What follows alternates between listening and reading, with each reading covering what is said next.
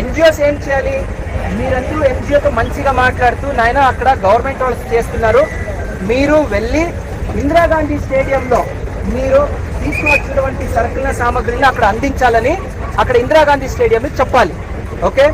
మూడోది, ఎవరైనా ఇప్పుడు బండిలు వెళ్తున్నాయి, పబ్లిక్ కొన్ని ఫుడ్ వాటర్ కావాల్సి ఉంటుంది, వారు ఏమైనా వచ్చి మనకు కావాలంటే మంచిగా మాట్లాడుతూ వారికి అందించాలి. బట్ ఎక్కడ అందించాలి? లోపల వెళ్ళి నీట్గా మంచి మాటలతో వారికి చెప్పి వారికి ఫుడ్ కానీ వాటర్ కానీ అందించాలి. సేవలు చేయాలి, ఎక్కడికో డ్రెస్లో ప్రవేశించకూడదు. అర్థమైందా?